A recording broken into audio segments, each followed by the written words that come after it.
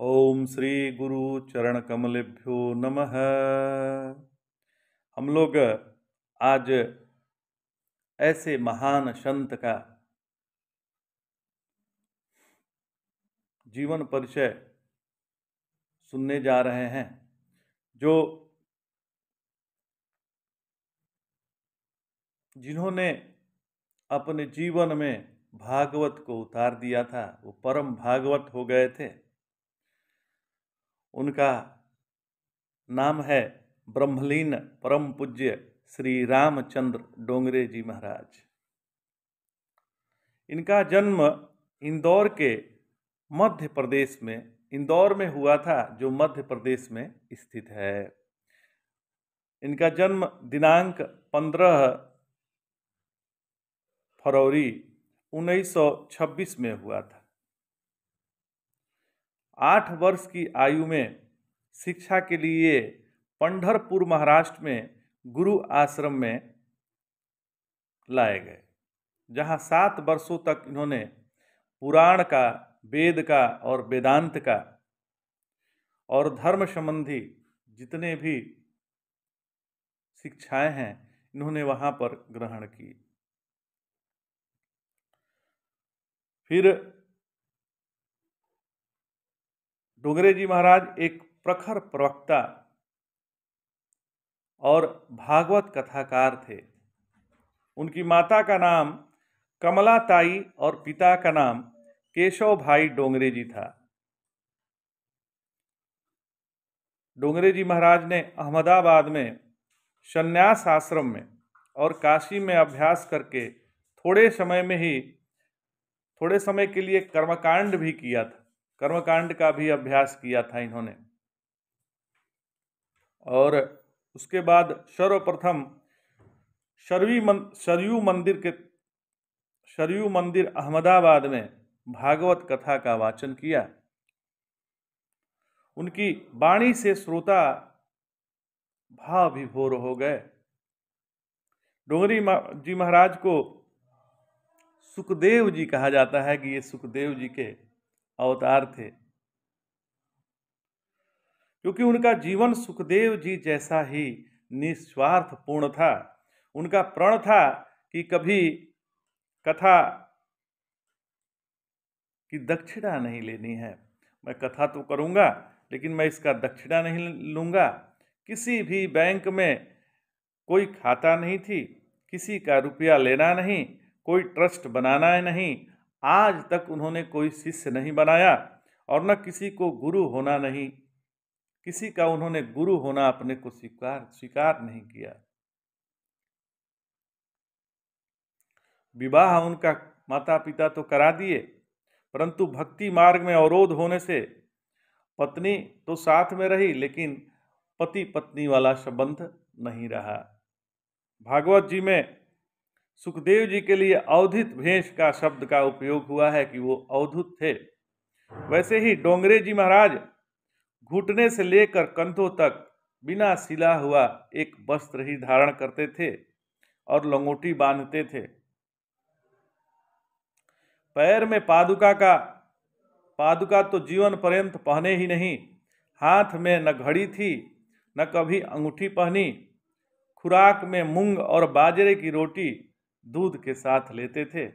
काफी समय तो स्वयं से ही अपना भोजन बनाकर ठाकुर जी को पहले भोग लगाते थे, फिर वो स्वयं पाते थे।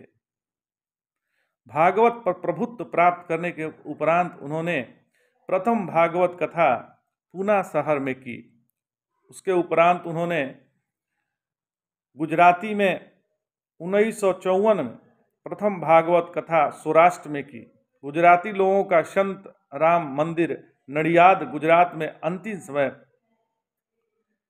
पसार कर दिनांक 9/11/1991 के दिन गुरुवार समय 9:37 पर अंतिम सांस लेकर ब्रह्मलीन हुए। उनकी इच्छानुसार इनके नश्वर शरीर को बड़ोदरा के पास मालशर में नर्मदा मैया के प्रवाह में जल समाधि देकर प्रवाहित किया गया। ऐसे असंग संत भगवान के चरणों में हम कोटि कोटि नमन और वंदन करते हैं। देखिए, पूजनीय श्री रामचंद्र डोगरे जी महाराज ऐसे भगवताचार्य हुए हैं जो कथा के लिए एक भी रुपया नहीं लिए थे, मात्र तुलसी पत्र लेते थे महाराज। और जहां भी वे भागवत कथा कहते थे, उसमें जो भी दान दक्षिणा चढ़ावा आता था, उसे उसी शहर या गांव में गरीबों के कल्याणार्थ दान कर देते थे। कोई ट्रस्ट बनाया नहीं, किसी को भी शिष्य तक नहीं बनाया, अपने को गुरु होना स्वीकार ही नहीं किए महाराज। अपना भोजन स्वयं बनाकर गुजारा करते थे, लेकिन पहले ठाकुर जी को पवा लेते थे, फिर स्वयं पाते थे। डोंगरे जी महाराज कलयुग के दानवीर कर्ण थे। उनके अंतिम प्रवचन में चौपाटी में 1 करोड़ रुपए जमा हुए थे। चौपाटी पर अंतिम प्रवचन था, इसमें 1 करोड़ रुपए जमा हुए थे, जो गोरखपुर के कैंसर अस्पताल के लिए उन्होंने दान किए थे। स्वयं कुछ नहीं लिया। डोंगरे जी महाराज की शादी तो हुई थी। प्रथम रात के समय उन्होंने अपनी धर्म पत्नी से कहा कि देवी, मैं तो चाहता हूं कि आप मेरे साथ 108 भागवत कथा का पारायण करें। उसके बाद यदि आपकी इच्छा होगी तो हम गृहस्थ आश्रम में अवश्य प्रवेश करेंगे। इसके बाद जहां जहां डोंगरे जी महाराज भागवत कथा करने जाते, उनकी पत्नी साथ जाती, और 108 भागवत पूर्ण होने में करीब 7 वर्ष बीत गए। तब डोंगरे जी महाराज पत्नी से बोले कि अब अगर आपकी आज्ञा हो तो हम गृहस्थ आश्रम में प्रवेश कर संतान उत्पन्न करें। इस पर उनकी पत्नी ने कहा कि आपके श्रीमुख से 108 भागवत श्रवण करने के बाद मैंने गोपाल को ही अपना पुत्र बना लिया है, इसलिए अब हमें संतान उत्पन्न करने की आवश्यकता ही कहाँ है। धन्य है ऐसे पति पत्नी, धन्य है उनकी भक्ति और उनका भगवत प्रेम। डोंगरे जी महाराज की पत्नी आबू में रहती थी और डोंगरे जी महाराज देश दुनिया में भागवत रस बरसाते थे। पत्नी की मृत्यु के पश्चात 5 दिन पश्चात उन्हें उसका पता चला। वे अस्थि विसर्जन करने गए। उसके साथ मुंबई के बहुत बड़े सेठ जी भी गए थे। मुंबई के बहुत बड़े सेठ थे रति भाई पटेल जी। उन्होंने बाद में बताया कि डोंगरे जी महाराज उनसे क्या कहे थे। डोंगरे जी महाराज उनसे कहे थे कि सेठ जी, मेरे पास तो कुछ है नहीं, अस्थि विसर्जन में कुछ तो पैसा लगेगा ही, क्या करें। फिर महाराज आगे बोले थे कि ऐसा करते हैं कि पत्नी का मंगलसूत्र और कर्णफूल होगा, उसे बेचकर जो मिलेगा उसे अस्थि विसर्जन में लगा देंगे।